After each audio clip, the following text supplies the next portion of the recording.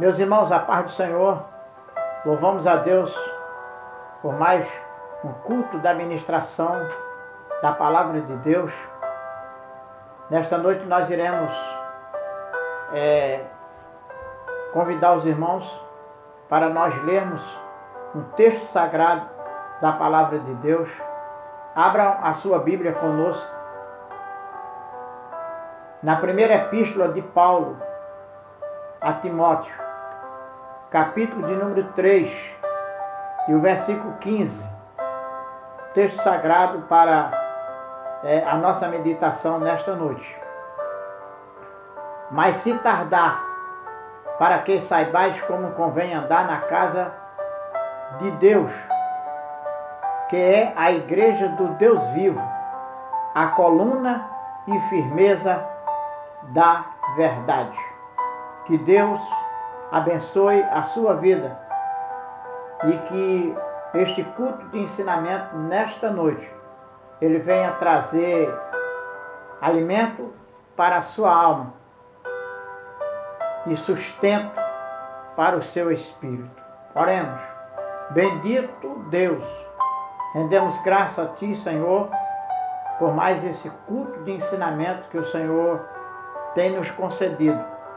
E por certo o Senhor falará ao nosso coração esta palavra que é viva, que é eficaz, que tem poder de penetrar até a nossa alma e até as nossas juntas e medulas, e que também é apta para discernir intenções e pensamentos dos corações.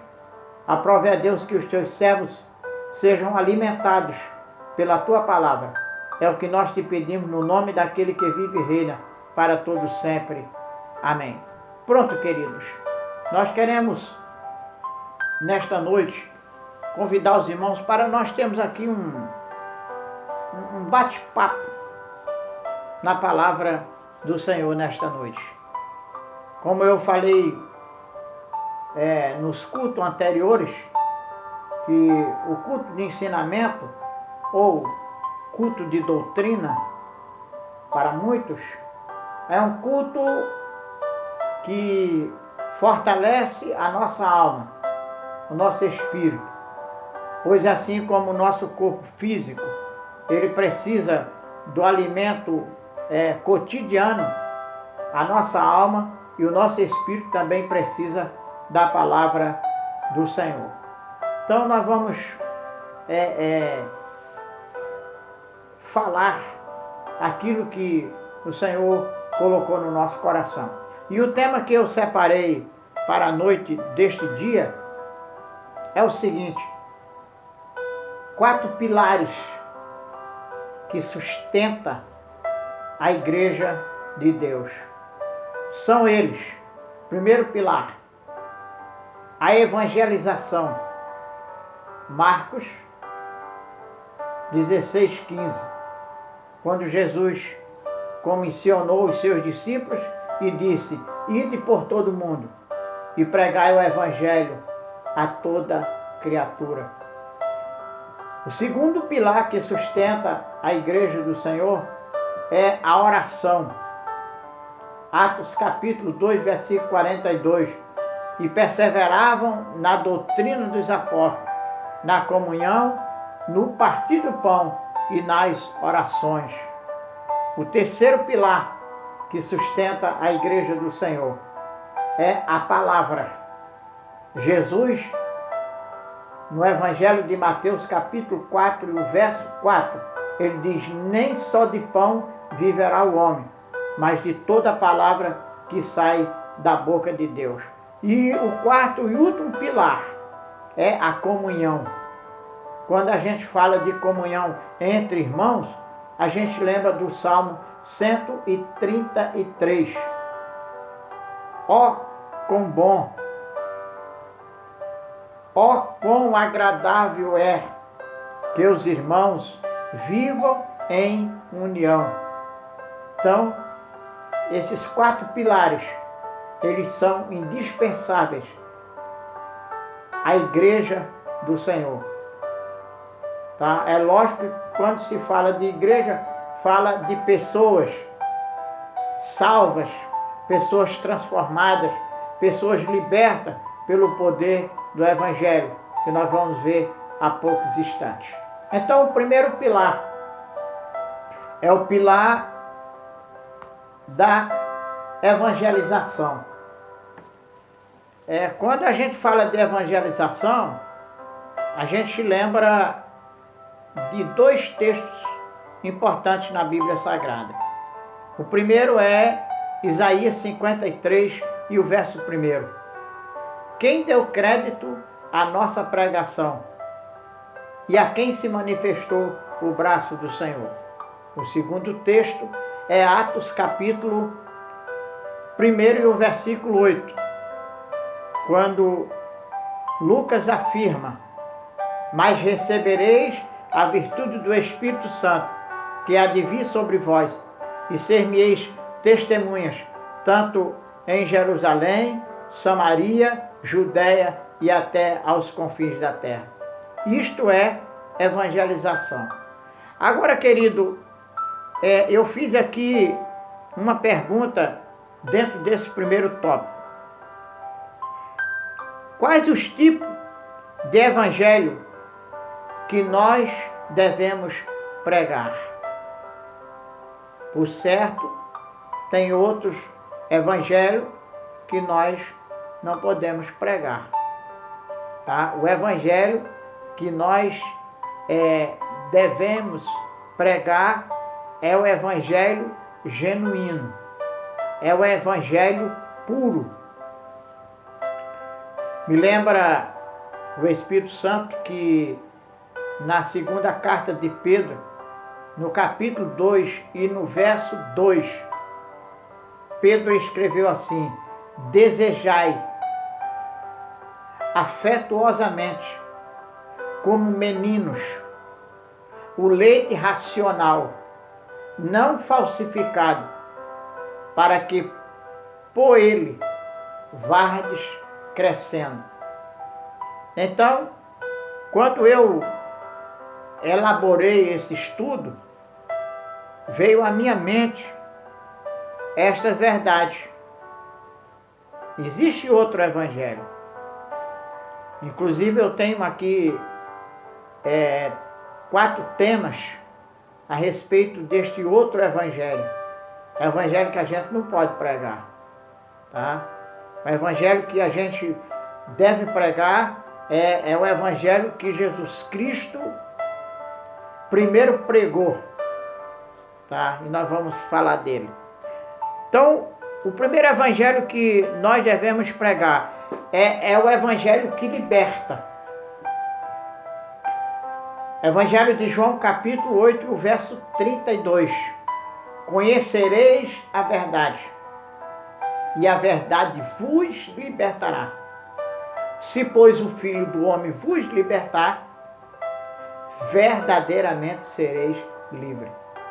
É este evangelho que Jesus Cristo veio pregar. Porque no capítulo de número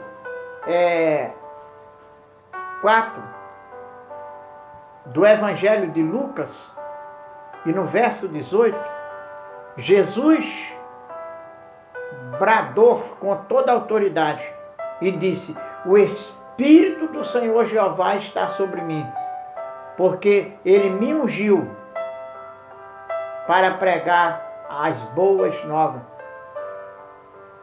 Me enviou para restaurar os contritos de coração e apregoar o ano aceitável do Senhor.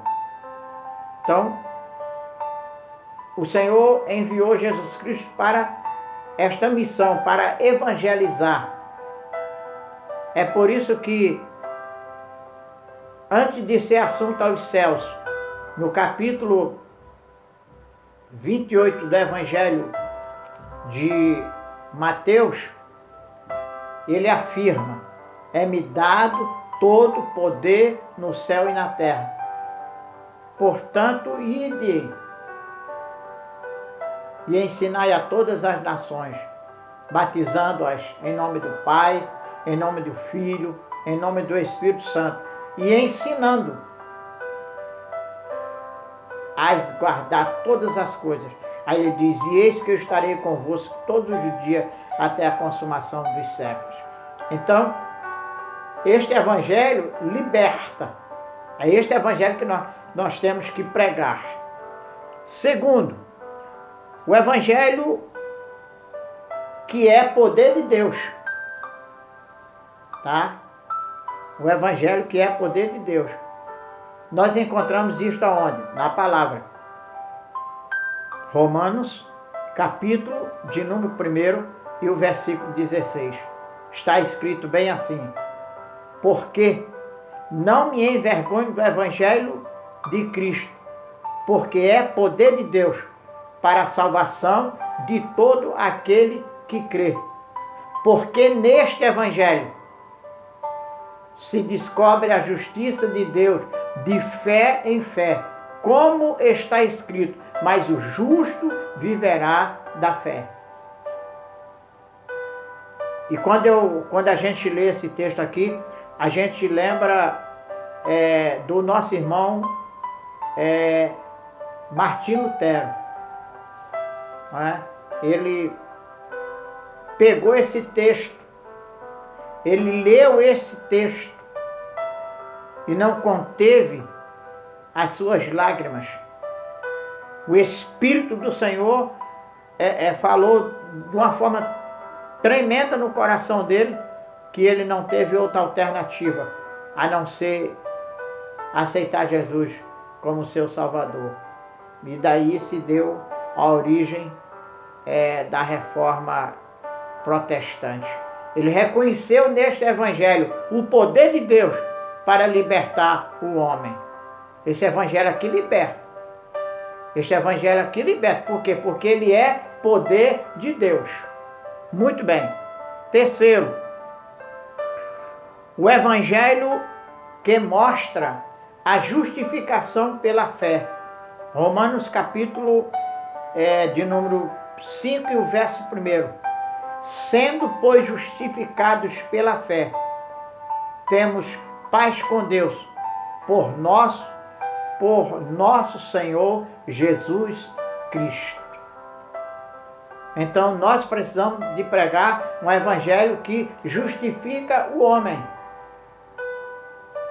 Porque outrora a nossa justiça ela era comparada como trapos de imundícia, que nada presta, só serve para ser jogado fora.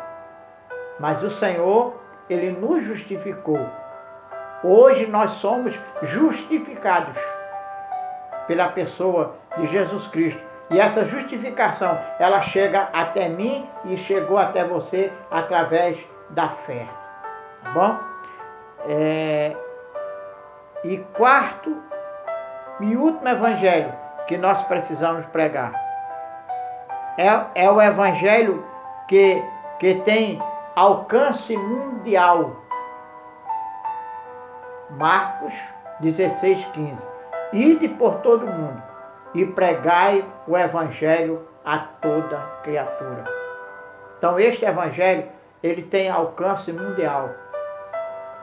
Vê que em 1911 chega no nosso país 2 missionários trazendo a doutrina pentecostal, de forma que este evangelho ele se espalhou pelo país inteiro. E hoje nós glorificamos ao nome do Senhor, porque nós somos uma nação abençoada, porque foi semeado em nossos corações este movimento pentecostal, de forma que crescemos muito para a glória do nome do Senhor. Então aí está o primeiro pilar que sustenta a igreja. A igreja que evangeliza é uma igreja que cresce. Sabe por quê, irmão? Porque evangelismo, a obra de evangelismo, ela inclui missão. E missão está no coração de Deus. Missão começou lá no Éden. Tá? O Senhor começou a missão lá atrás, lá no Éden. Então não é algo que surgiu de agora. É algo que vem lá de trás. Então missão está no coração de Deus. Quando o Senhor ordenou a Noé que ele preparasse aquela arca e que ele pregasse o Evangelho, ele estava falando de missão. Ele estava falando de alcançar vidas para a glória do seu nome, para que o seu reino ele crescesse. Muito bem. Então, o segundo pilar que sustenta a igreja é a oração. Agora, como esta oração? A oração com perseverança. Eu me lembro que Paulo, quando ele escreveu aquela carta lá para a igreja de Éfesos, não é, que levou o seu nome Efésios, no capítulo 6, no versículo 18, ele vai dizer: orando em todo tempo, com toda oração e súplica no Espírito, vigiando nisto e velando com ações de graça. Colossenses capítulo 4 e o versículo 2, a Bíblia diz: perseverai em oração, velando também com ação de graça. Tessalonicenses capítulo de número 17, de número 5 e o verso 17, Paulo vai dizer: orai sem cessar. O que é orar sem cessar? Orar sem cessar é não ter dia marcado para a oração. Orar sem cessar é aproveitar os momentos, as oportunidades que o Senhor nos concede para nós estarmos falando com o Senhor. Então, a oração é um pilar que sustenta a igreja. E quando a gente fala de igreja, fala de nós mesmos. Tá? Para nós mantermos uma vida espiritual na presença do Senhor, nós precisamos de orar. Tá? Então, eu separei aqui alguns exemplos de oração. Primeiro, a oração feita pelo rei Ezequias. Os irmãos conhecem essa história. Os irmãos sabem que o rei Ezequias, ele recebe uma mensagem profética vinda da parte de Deus para ele. E a mensagem profética era uma mensagem que para muitos, uma mensagem dura, pesada, mas ele não reivindicou a mensagem. O Senhor envia o profeta Isaías até a casa, até o palácio onde estava o rei Ezequias, e a situação dele era tão difícil que ele não pôde se levantar do leito em que ele estava deitado. E Isaías diz bem assim para ele: assim diz o Senhor, põe a tua vida em ordem, porque certamente morrerás e não viverás. Talvez, quem sabe, se fosse hoje, iríamos ficar desesperados, sem chão, diante de uma mensagem profética desta natureza. Mas o Senhor que falou, ele se responsabiliza pela sua palavra. A Bíblia diz em Números capítulo 23 e o versículo 19, que Deus não é o homem para que minta, e nem filho do homem para que se arrependa. Se o Senhor falou, ele vai cumprir. Então ele é fiel. Eu me lembro que o profeta Jeremias, ele tem uma visão, e nesta visão o Senhor pergunta para ele: Jeremias, o que foi que você viu? Ele disse: Senhor, eis que eu vejo uma vara de amendoeira. E o Senhor disse: viste bem, porque eu velo sobre a minha palavra para cumprir. Então, o rei Ezequias recebe aquela mensagem da parte do Senhor, entregue por Isaías. Diz a Bíblia que ele vira o rosto para o lado da parede e vai orar ao Senhor. E na sua oração, ele jamais pediu ao Senhor, não, Senhor, não quero morrer, não, afasta de mim isso, não, jamais. Ele disse, Senhor, lembra de mim.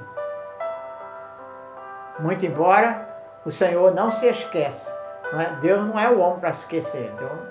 Ele disse, Senhor, lembra de mim, eu fiz o que agradar aos teus olhos. Eu fiz o que era reto aos teus olhos. E diz a Bíblia no finalzinho do verso 5. E ele chorou muitíssimo. Então aquela oração do rei Ezequias, ela chegou como um relâmpago à presença do Senhor. E segundo o texto sagrado, antes que Isaías saísse do pátio do palácio, o Senhor brada novamente e diz, Isaías, volta. Diz para Ezequias que eu ouvi a sua oração e que eu vou acrescentar a ele 15 anos de vida.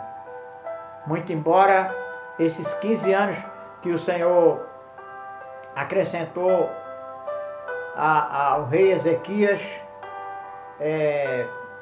ele foi sucedido pelo seu filho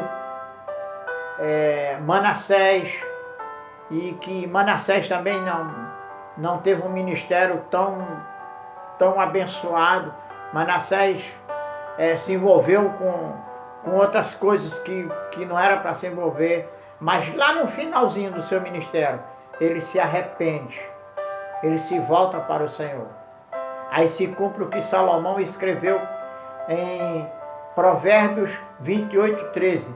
Aquele que encobre as suas transgressões não prosperará, mas o que confessa e deixa alcança misericórdia. E o final do reinado de Manassés, o Senhor abençoou novamente, porque ele reconheceu o seu erro. E o rei Ezequias terminou também sendo abençoado e no final dormiu com o Senhor. Muito bem.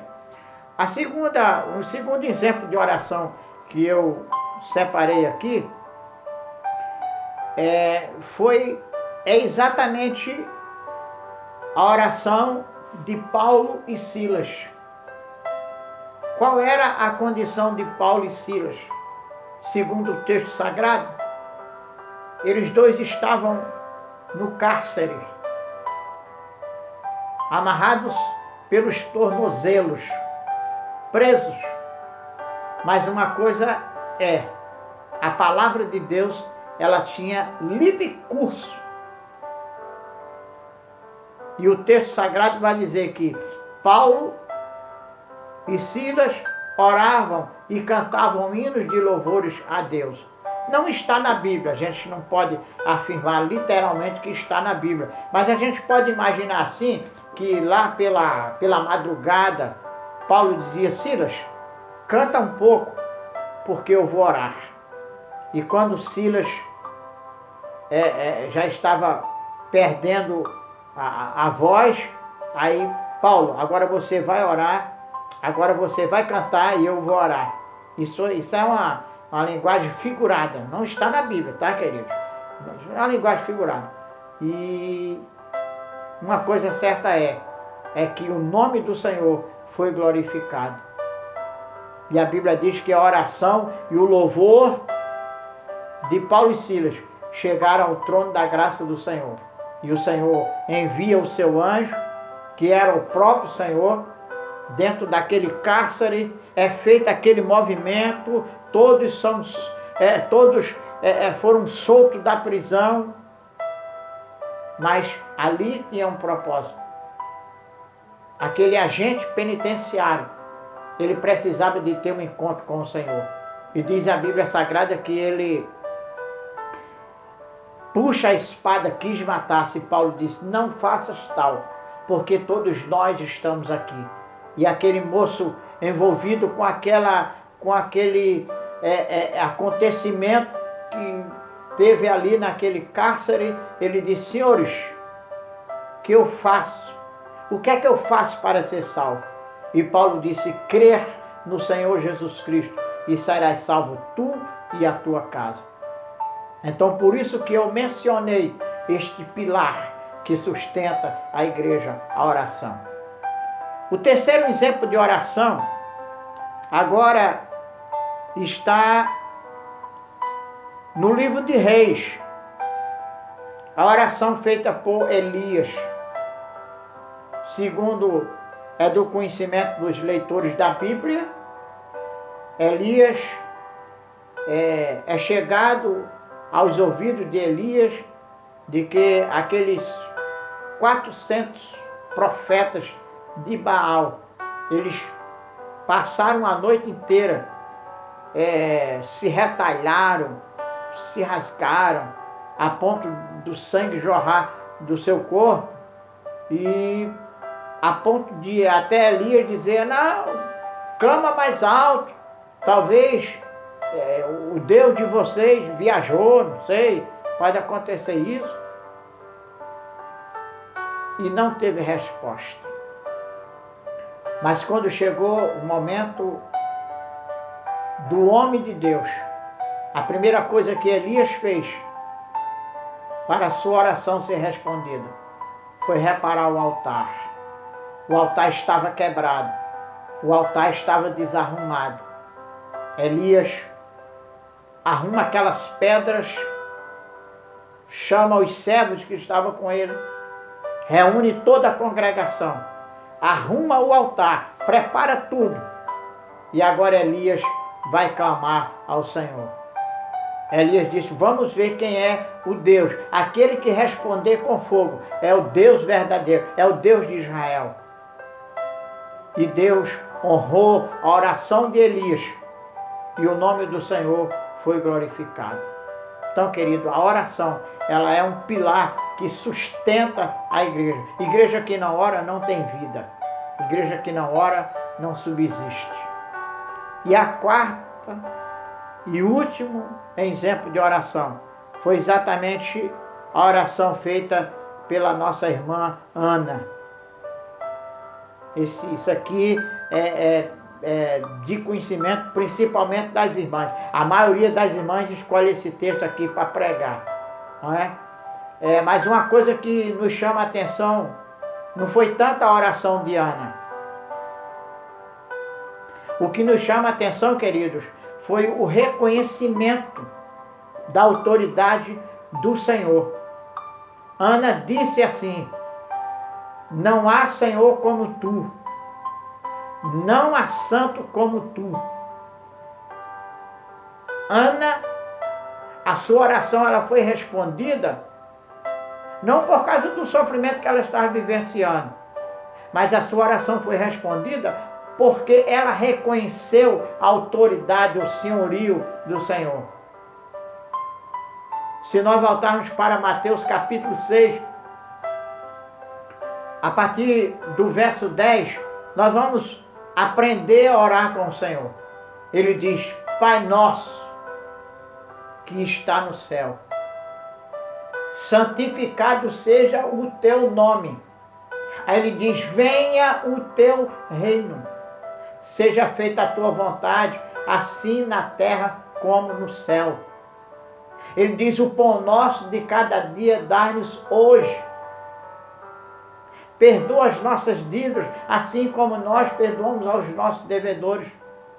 Não nos induza à tentação, mas livra-nos do mal, porque teu é o reino, o poder e a glória para todos sempre. Amém. Isto é um modelo de oração. Então Ana, ela foi atendida porque ela reconheceu o senhorio de Cristo. A sua alma, ela sentiu o senhorio de Cristo. A sua alma sentiu a presença do Senhor naquele momento. E o Senhor respondeu a sua oração. Então, querida, a oração, ela é a chave que abre os celeiros das bênçãos do Senhor. Quando a igreja ora, quando a igreja clama, os céus se abalam. E o Senhor manda a resposta. Nós temos exemplos de orações respondidas. Eu sou prova real disso, de que a oração, ela move a mão do Senhor. Não existe impossível quando nós oramos ao Senhor. E a Bíblia Sagrada diz lá em Tiago: está alguém enfermo? Chame os presbíteros da igreja e ore sobre ele. E a oração da fé salvará o doente. A oração feita por um justo, ela pode muito em seus efeitos. Então, querido, quando dobrarmos os joelhos, a primeira coisa, antes de pedir qualquer coisa, vamos reconhecer o senhorio de Deus na nossa vida. Vamos dizer: Senhor, eu não sou, mas Tu és.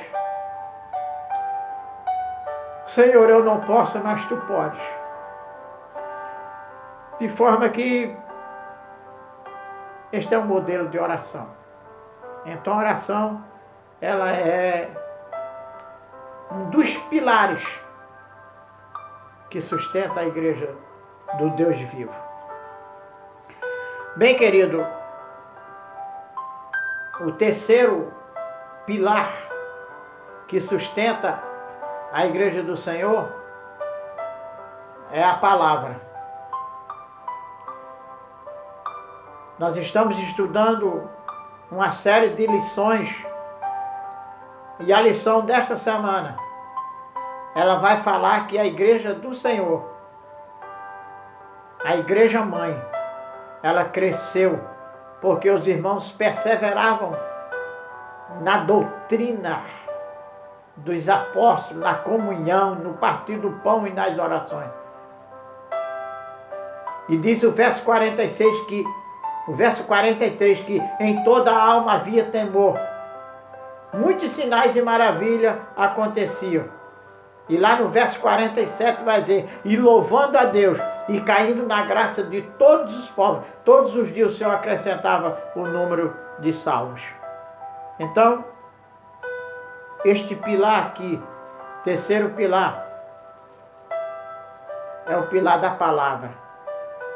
Quando eu falo de palavra, eu não estou falando de história, eu estou falando de palavra. A Bíblia conta a história de um centurião, um homem que comandava 100 soldados. E ele achou-se sem condição de receber Jesus na sua casa. E ele disse aos seus servos: vá e diga para ele que eu sou homem sobre autoridade.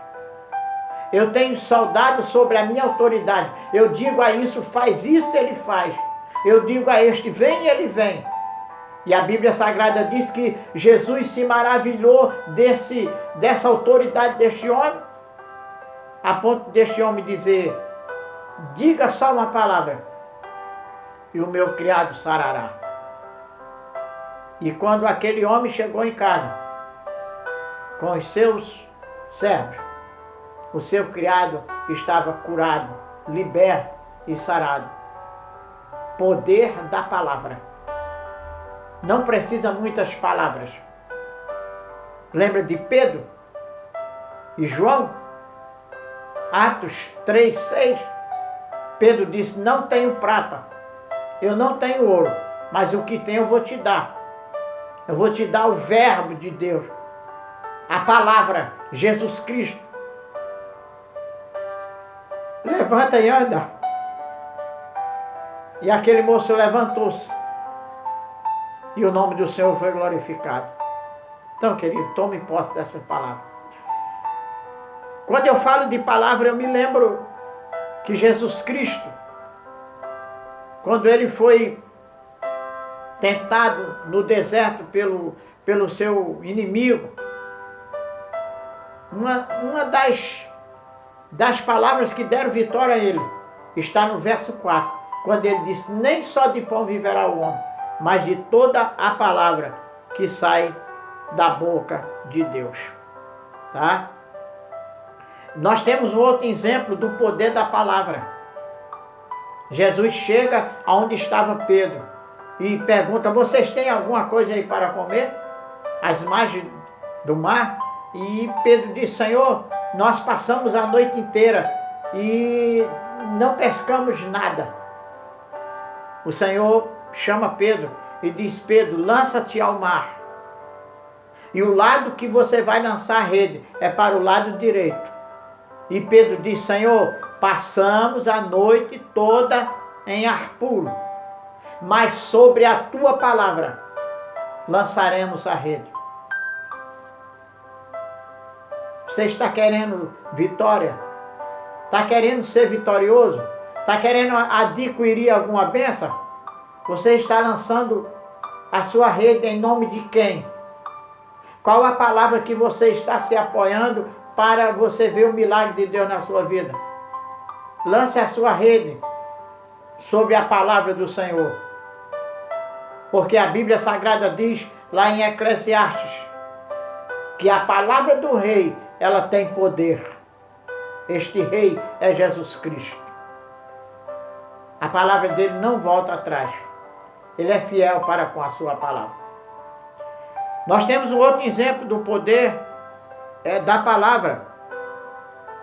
Foi exatamente quando o salmista Davi, no Salmo 119, ele diz: lâmpada para os meus pés é a tua palavra e luz para os meus caminhos.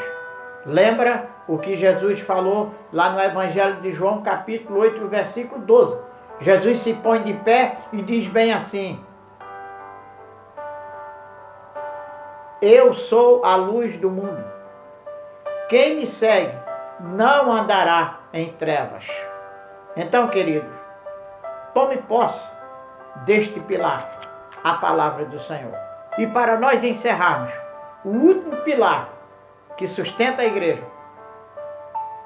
é o pilar da comunhão entre os irmãos. Eu separei aqui alguns exemplos e que a hora não vai dar, mas eu vou adiantar bem rápido aqui. O primeiro exemplo de comunhão eu encontro lá no livro de Êxodo, capítulo 18, verso 19. A Bíblia conta uma história de dois homens, Jetro e Moisés. Moisés era genro de Jetro. E Moisés estava com um peso muito grande sobre os seus ombros.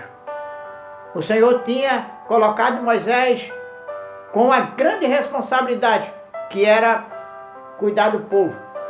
E a Bíblia diz que Moisés ficava a parte da manhã e a parte da tarde, até o escurecer, consultando a Deus a respeito daquele povo. E Jetro, ele chega no momento certo. Isto aqui é uma prova de comunhão. E diz: Moisés, tu vai desfalecer. Essa carga é muito pesada para você. Eu quero te dar um conselho. Aqui eu quero abrir um parênteses também. Provérbios capítulo 11, o versículo 25. A Bíblia diz que a palavra dita ao seu tempo é como maçãs de ouro em salva de prata. Se você quer dar uma palavra de ânimo ao seu irmão, à sua irmã, espere o momento certo. Não se adiante. Também não se atrase. O Senhor vai te dar um sinal no momento de você falar. E Jetro, ele se aproxima de Moisés e diz: Moisés, você não vai suportar, você é matéria, você vai cansar. Além daqueles dois homens que ficavam sustentando os braços de Moisés para que o povo vencesse, para que o povo chegasse ao triunfo. E ele disse: olha, eu vou aconselhar você e Deus será contigo. Reparte aí. Reparte aí. Maiorais de 10, maiorais de 20, maiorais de 40, maiorais de 50 e maiorais de 100. E coloca um líder em cada grupo deste. E eu te aconselho, as coisas difíceis eles tragam a ti, mas as coisas fáceis eles resolvam. E você vai se aliviar deste peso. Isto é comunhão. Tá? E eu vejo um segundo exemplo aqui, Ruth e Noemi. É que a história é muito grande e não dá. Isso aqui é uma prova de companheirismo. Ruth e Noemi. Depois você pode ver lá. Tá? A comunhão que Noemi tinha com Ruth e Ruth com Noemi. Eu vejo Elias e Eliseu. A comunhão que esses dois homens tinham. A ponto de Elias chegar para Eliseu e dizer: pede-me o que tu queres. Ah, irmão, eu precisava aqui de 1 hora, quem sabe, ou mais, para explanar essa passagem aqui. Mas diz a Bíblia Sagrada que ele disse: eu quero porção dobrada do teu espírito. E Elias diz para ele: dura coisa me impediste, mas se tu me ver quando eu for arrebatado, isso se fará. E diz a Bíblia que o ministério de Eliseu foi um ministério próspero para a glória de Deus. Tá? Então, eu vejo agora, encerrando aqui, a comunhão de Jesus com os seus discípulos. A ponto de Jesus dizer: Pai, que seja um, como eu e tu somos um. Deus abençoe a sua vida. Tome posse desta palavra e seja abençoado para a glória do nome do Senhor. Pai, nós te louvamos, rendemos graça ao teu nome por esta palavra. Recebe a nossa gratidão nesta noite. É o que nós te pedimos em o nome de Jesus. Amém. O grande amor de Deus e a graça do Senhor Jesus Cristo e a consolação do Espírito Santo seja com todos, não só hoje, mas para todos sempre. Amém.